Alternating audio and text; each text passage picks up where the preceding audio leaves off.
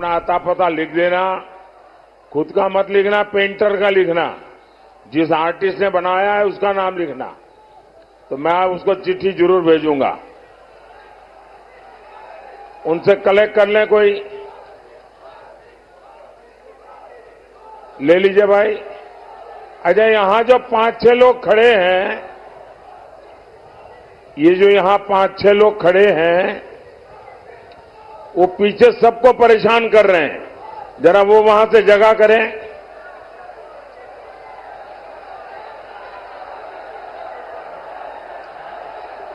ये मैडम जो वीडियो उतार रही हैं, जरा आगे खड़े हैं, वो जरा पीछे जाइए, ताकि पीछे वालों को परेशान कर रहे हैं आप।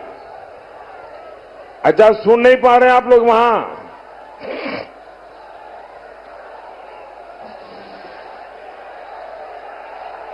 मैं आप दोनों बहनों को कह रहा हूं,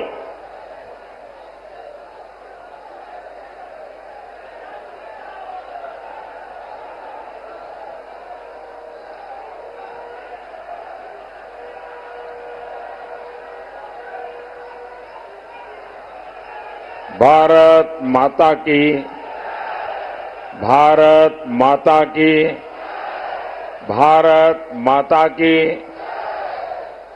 2 दिन पहले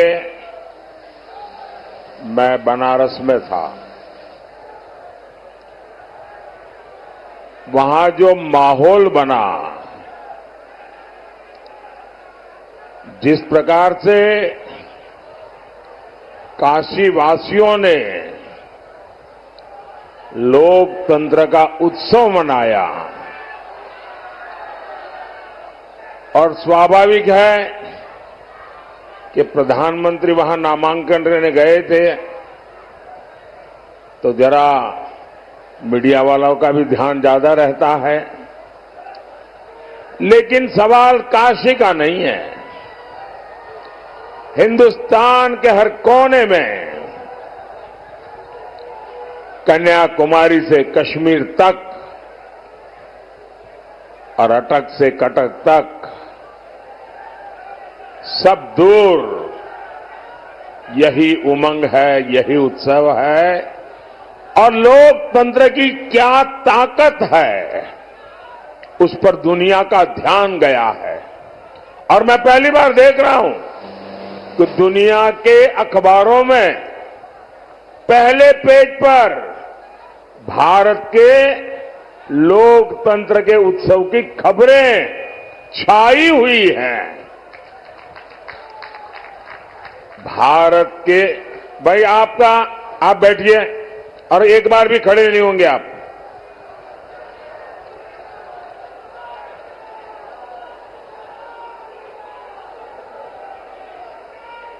भारत की पहचान,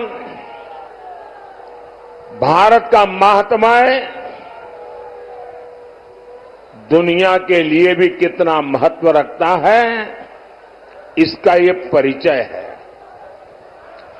दुनिया देख रही है कि जनता जनार्दन का आशीर्वाद, भारतीय जनता पार्टी, एनडीए, हमारे सभी साथियों पर है।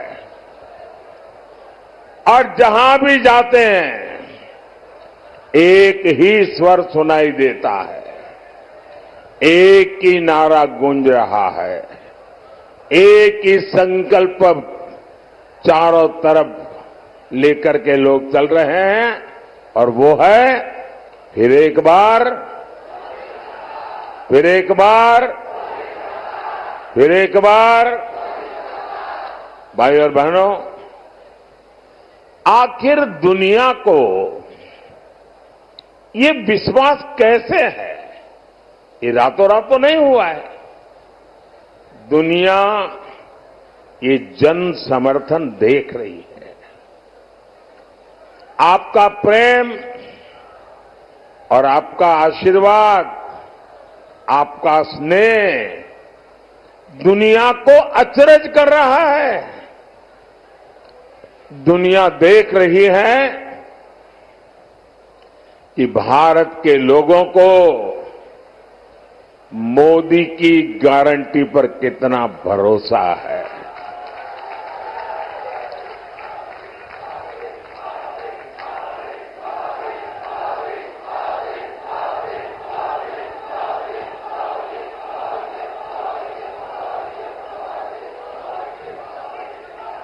साथियों, मोदी की गारंटी का मतलब क्या होता है, इसका ताजा उदाहरण सीएए कानून है। सीएए कानून है और आपने देखा होगा कल ही सीएए कानून के तहत शरणार्थियों को भारत की नागरिकता देने का काम शुरू हो गया। पहले लॉट को ऑलरेडी नागरिकता दी गई और ये सभी भाई बहन हिंदू है, सिख है, बौद्ध है, जैन है, पारसी है, ईसाई है और ये वो लोग हैं जो शरणार्थी बनकर के लंबे अरसे से हमारे देश में रह रहे हैं। ये वो लोग हैं जो धर्म के आधार पर हुए भारत के बंटवारे का शिकार हुए थे। और मजा देखिए, ये महात्मा गांधी का नाम लेकर के सत्ता की सीढ़ियां तो चढ़ जाते हैं, लेकिन महात्मा गांधी की बातों को याद नहीं रखते हैं। खुद महात्मा गांधी ने भरोसा दिया था कि वो कभी भी भारत आ सकते हैं।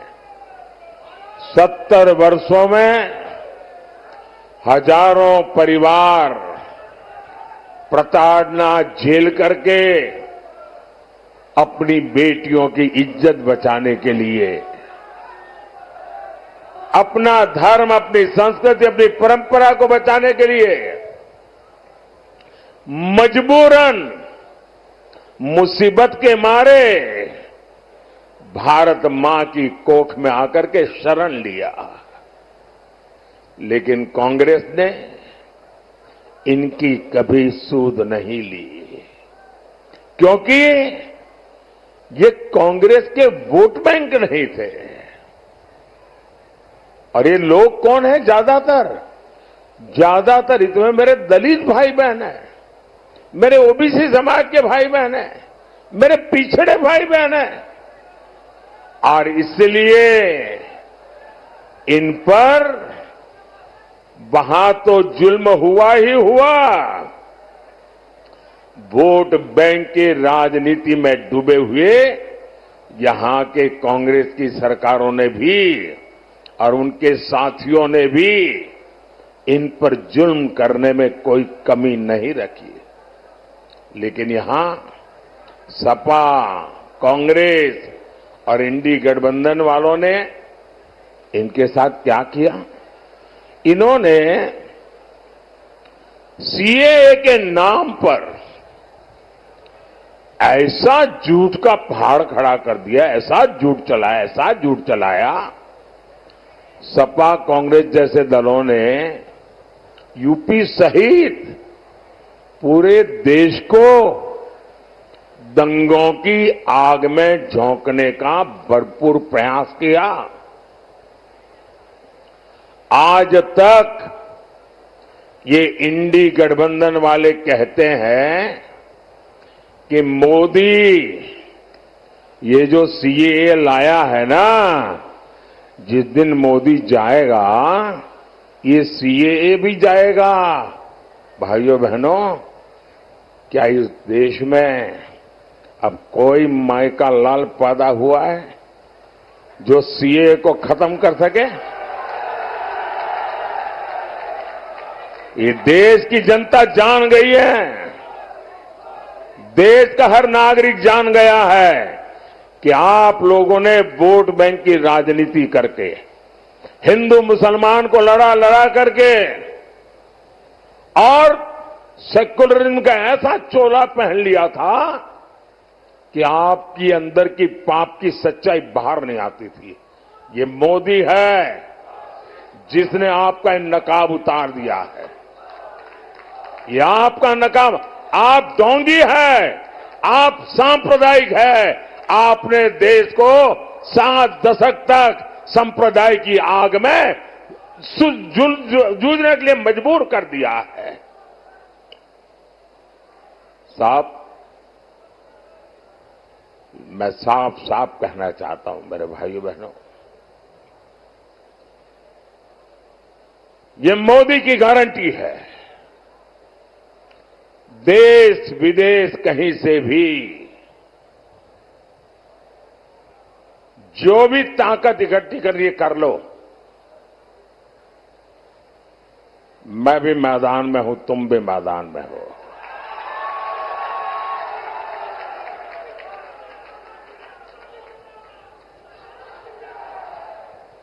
आप सीएए नहीं मिटा पाओगे। आने वाले कुछ महीनों में ही पश्चिम बंगाल से लेकर दिल्ली, पंजाब तक हजारों शरणार्थी परिवार मां भारती की गोद में रह रहे हैं, अनाथ की तरह रह रहे हैं।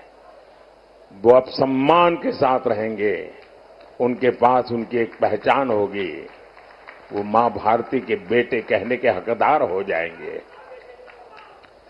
हमारे उत्तर प्रदेश में भी ऐसे लाखों परिवार बसे हुए हैं जी। साथियों, मोदी की एक और गारंटी आज कश्मीर में भी दिख रही है। पिछले 5-6 दशकों में कश्मीर देश के हर चुनाव का मुद्दा होता था। हर चुनाव में सभी दल कश्मीर के मुद्दे को भुनाते थे। आपने देखा होगा, ये हमारे विरोधी लोग हैं ना, उनकी बोलती बंद हो गई है, उनके मुंह पे ताला लग गया है और दबी जबान में उन इलाकों में जाकर के कहते हैं, अरे चिंता मत करो, ये मोदी भले कुछ भी चिल्लाता रहे, ये मोदी ने भले 370 हटाया, जैसा ही हमको मौका मिलेगा ना हम 370 भी वापस ले आएंगे। भाइयों बहनों, सवाल मोदी का नहीं है। जिस प्रकार से श्रीनगर में ये चौथे चरण के समय मतदान हुआ, भैया आपका प्यार मेरे सर आंखों पर, मुझे जरा बोलने दीजिए।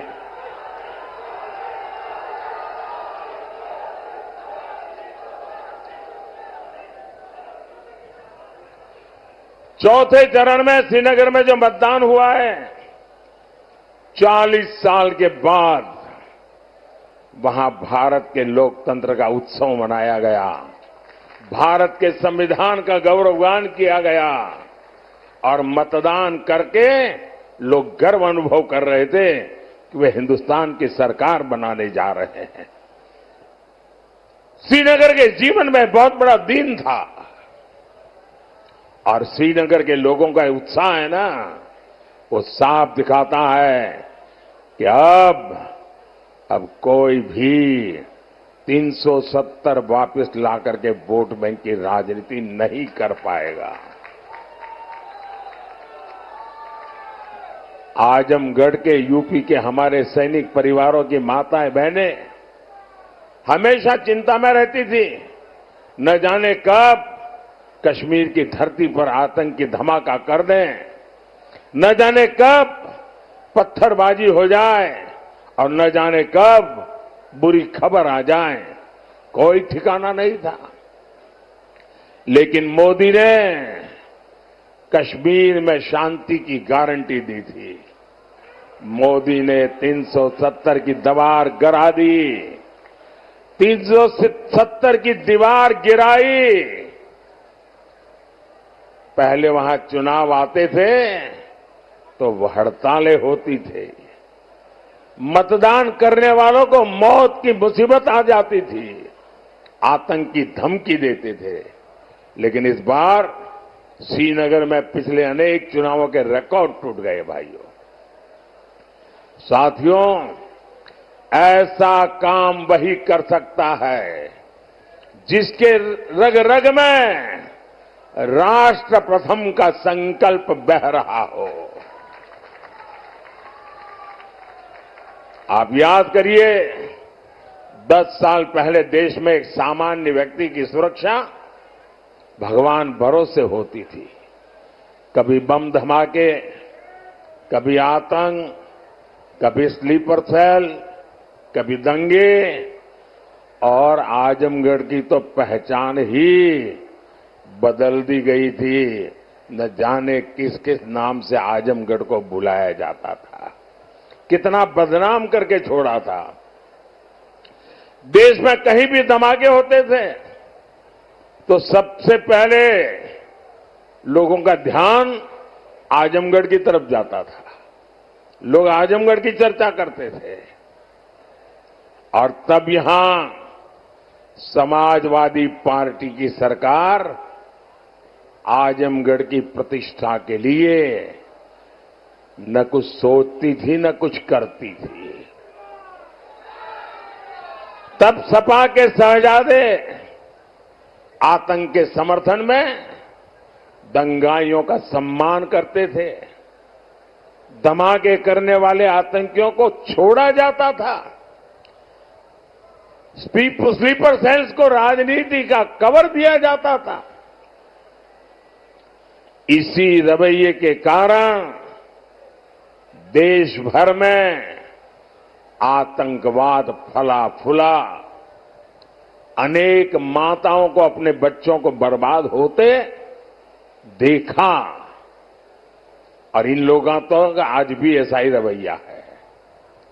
भाइयों और बहनों, सपा कांग्रेस दल दो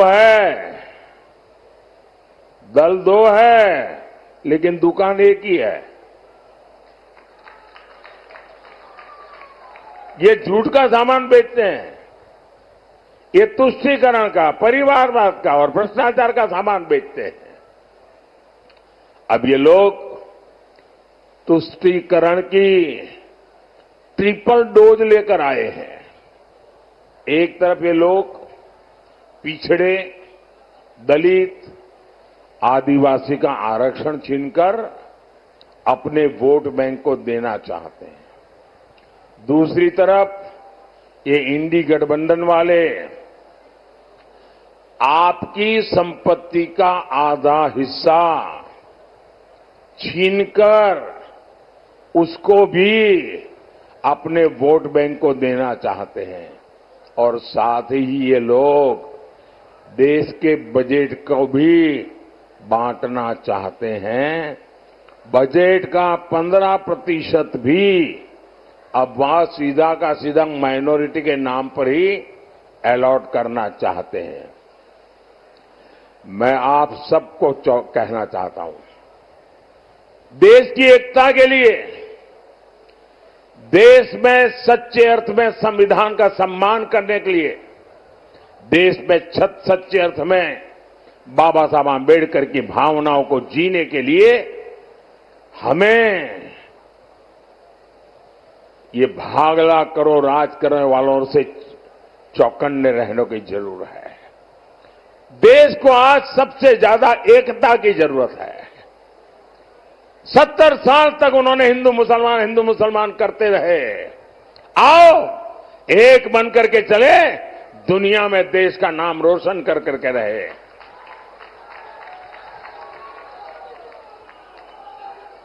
साथियों, इंडी गठबंधन तुष्टीकरण के दलदल में पूरी तरह धंस चुकी है। समाजवादी पार्टी के शीर्ष नेता राम मंदिर को लेकर आए दिन घटिया बातें कर रहे हैं। कांग्रेस के शहजादे ने तो राम मंदिर को गालियां देने का मिशन ही चला रखा है। सिर्फ वोट बैंक को खुश करने के लिए ये लोग हमारी आस्था पर चोट कर रहे हैं। साथियों, यहां इतनी बड़ी संख्या में हमारी माताएं बहनें आई हैं। मोदी आपका जीवन बेहतर बनाने के लिए दिन रात एक कर रहा है। आज हर गरीब को मुफ्त अनाज मिल रहा है। आज हर गरीब को मुफ्त इलाज मिला, पक्का घर मिला, घर में नल, नल में जल, सस्ता सिलेंडर, ऐसी अनेक सुविधाएं आप तक पहुंची है। क्या समाजवादी सरकार में, कांग्रेस की सरकार में उन लोगों ने आपकी कभी चिंता की थी क्या? उन्हें आपको अपने हाल पर छोड़ दिया था कि नहीं छोड़ दिया था? ये मोदी है जो आपके जीवन से हर चिंता को दूर कर रहा है। अभी मोदी ने एक और बड़ा फैसला लिया है। आपके घर में और यहां जितने लोग हैं इन सबके काम आने वाला है। आप किस जात में पैदा हुए, किस बिरादरी में पैदा हुए, आप धनी हैं नहीं हैं, पढ़े लिखे हैं नहीं है, गांव में रहते हैं शहर, कुछ नहीं, सबके सब, क्योंकि मेरा तो मंत्र है सबका साथ सबका विकास। अब आपके घर में और आजकल हर परिवार में बुजुर्ग लोग होते ही होते हैं। माँ बाप, दादा दादी, चाचा चाची, नाना नानी, कोई न कोई बुजुर्ग होते हैं। और 70 साल के बाद छोटी मोटी कोई बीमारी भी होती है, दवाई का खर्चा भी होता है। अब जो बेटा या बेटी कमाते हैं उनके मन में यही रहता है कि पिताजी की खिलाने पिलाने में तो कोई प्रॉब्लम नहीं है, लेकिन अगर दवाई का बोझ आ जाए तो बेटा बेटी चिंता में लग जाते हैं। अरे कैसे करेंगे भाई? उनके सामने प्रश्न होता है कि बच्चों का परवरिश करें कि बुजुर्गों की चिंता करें। जिम्मेवारी भी है, दोनों जिम्मेवारी है, लेकिन अब आपको चिंता करने की जरूरत नहीं है। ये चिंता ये आपका बेटा मोदी करेगा। 70 साल से ऊपर के आपके परिवार में जो भी लोग होंगे उन सबकी बीमारी में इलाज के खर्च की जिम्मेवारी मोदी की। ये मोदी की गारंटी है। घुटने की दिक्कत हो, हार्ट की परेशानी हो, कोई भी बीमारी हो, हर बुजुर्ग का इलाज होगा और वो भी मुफ्त होगा। साथियों, मोदी ने एक और योजना शुरू की है।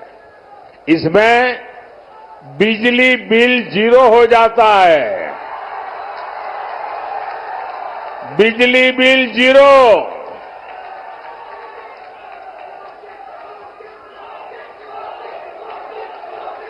इतना ही नहीं,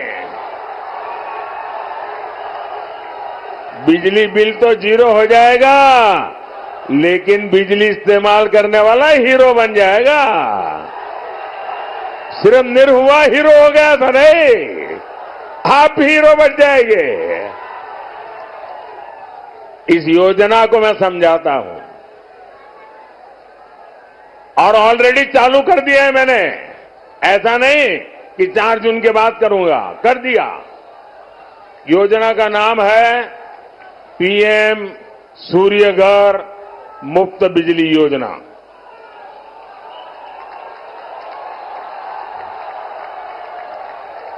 आप ऑनलाइन जाकर के अभी से रजिस्ट्री करवा सकते हैं, वो ऑनलाइन चालू है। ये योजना क्या है? मोदी आपको 75,000 रुपया देगा। आपकी जरूरत के हिसाब से 75,000 रुपया तक मोदी देगा। कितना? कितना? उसमें से आप घर पर सोलर पैनल लगाएंगे और जो सोलर की बिजली होगी उसका आप अपने परिवार के लिए उपयोग करेंगे, और जो ज्यादा बिजली होगी वो योगी जी की सरकार खरीद लेगी।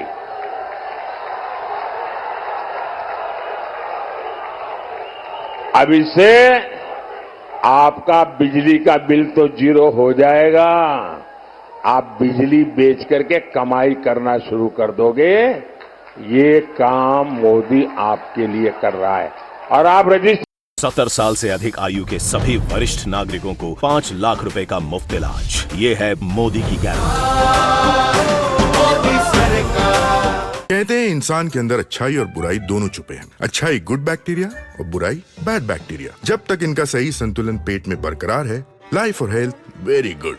मगर जब बैड बैक्टीरिया गुड बैक्टीरिया पर हावी होने लगते हैं, डाइजेशन और इम्यूनिटी वेरी बैड। तभी तो इनका सही संतुलन बनाए रखने के लिए अमूल लाया है अमूल प्रोबायोटिक बटर मिल्क। वही स्वाद और साथ में बिफिडो बैक्टीरियम स्ट्रेन वाले गुड बैक्टीरिया, यानी good digestion and good immunity. हर रोज पिए अमूल प्रोबायोटिक बटर मिल्क। जोड़ों का दर्द भले ही परेशान करे, पर नूरानी तेल का साथ है तो जिंदगी। क्या बात है। ढक्कन पर नैनी का मशहूर और इक्को ट्रेडमार्क देखकर ही खरीदे। आ से वाह, क्या बात है। सुनीता, तेरे को सिलाई मशीन केंद्र वालों ने सिलाई मशीन दे दी। नहीं, कांग्रेस हमें 1 लाख देने लगी।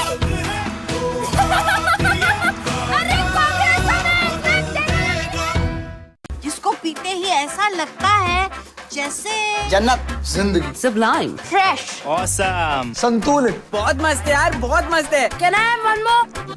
अमूल मस्ती बटर मिल्क, देसी रिफ्रेशर। हवा हवा ए हवा, खुशबू लुटा दे। कहाँ खुली हाँ खुली जुल्फ, यार मिला तार मिल। जब गैस सताए यूनियन एंजाइम लो। इसके तत्व गैस की जड़ पे काम करे और खाना पचाए आपके डाइजेस्टिव सिस्टम की तरह, जो दे बदहजमी से आराम। यूनियन एंजाइम, गैस भगाओ, खाना बचाओ। हवा हवा। आधुनिक सेवाएं बनाई जा रही है।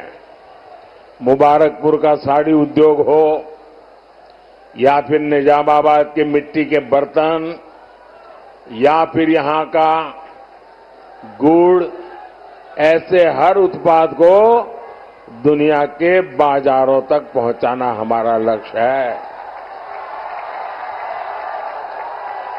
और इसलिए मैं vocal for local, vocal for local के मंत्र को आगे बढ़ा रहा हूं। भाई और बहनों, आजमगढ़ को, पूर्वांचल को देश के विकास का इंजन बनाने के लिए आपका वोट बहुत महत्वपूर्ण है। अब उनका हाल देखिए। मैं अभी द्वारिका जी के दर्शन करने गया था। अंदर समुद्र के अंदर जाकर के मैंने भगवान श्री कृष्ण ने जो द्वारिका जी बनाया था, द्वारिका नगरी बनाई थी, वहां अपनी श्रद्धा अर्पित करने गया था। तो एक कांग्रेस वाले इसकी भी मजाक उड़ा रहे थे।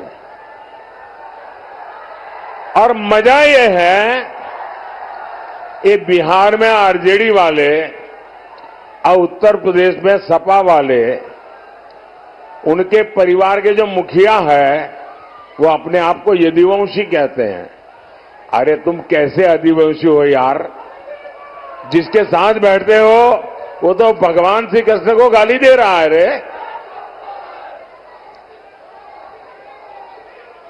और हम यदुवंश का महात्मा देखिए। अरे मध्य प्रदेश में वोट के लिए नहीं, हमारा मुख्यमंत्री है मोहन यादव। यदुवंश का महात्मा कौन समझता है वो आप जानते हैं। भाइयों बहनों, आपको लालगंज से हमारी बहन नीलम सोनकर को भारी, आगे रहिए, आगे रहिए। हाँ, नीलम सोनकर जी को भारी बहुमत देकर संसद भेजना है। और हां, अब तक आजमगढ़ वालन के पास भोजपुरी का साधक हो, सेवक हो, निर्वाहक तप और तपस्या आप लोगन के सामने है। परिवारवादी आपके वोट की कीमत नहीं समझ सकते। आप निर्भया जी को रिकॉर्ड वोटर से विजयी बनाकर वो रिकॉर्ड वोटों से जिताना। और दूसरा, बाकी हम तो बगल में बनारस में हुई है। मेरा एक और काम करिएगा, एक मतदान ज्यादा होना चाहिए। सुबह 10 बजे से पहले मतदान होना चाहिए। पुराने मत के सारे रिकॉर्ड तोड़ना चाहिए। हर पोलिंग बूथ जीतना चाहिए। करेंगे? करेंगे? अच्छा, मेरा एक काम करेंगे, जरा आप लोग बताएं तो मैं बोलूं। मेरा एक काम करेंगे, सबके सब अगर हाथ ऊपर करके बताते हैं तो बताऊंगा। मेरा एक काम करेंगे, जरा मुझे जवाब दीजिए। मेरा एक काम करेंगे? एक काम करना, ज्यादा से ज्यादा परिवारों में जाना, ज्यादा से ज्यादा लोगों को मिलना और कहना कि अपने मोदी जी आए थे और मोदी जी ने परिवार के सबको राम राम कहा है। मेरा राम राम पहुंचा देंगे? हर एक को मेरा राम राम पहुंचा देंगे? बोलिए भारत माता की, भारत माता की, भारत माता की। बहुत बहुत धन्यवाद।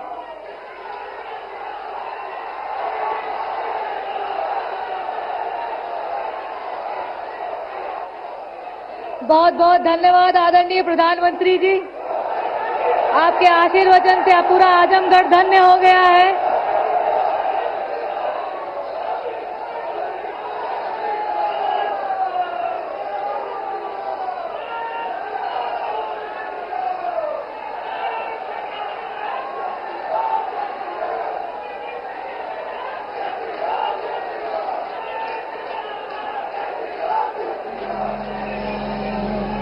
मित्रों, मैं धन्यवाद करता हूं भारत के यशस्वी प्रधानमंत्री मोदी जी को, जिन्होंने अपना समय दे करके आज आजमगढ़ लालगंज की जनता को संबोधित किया।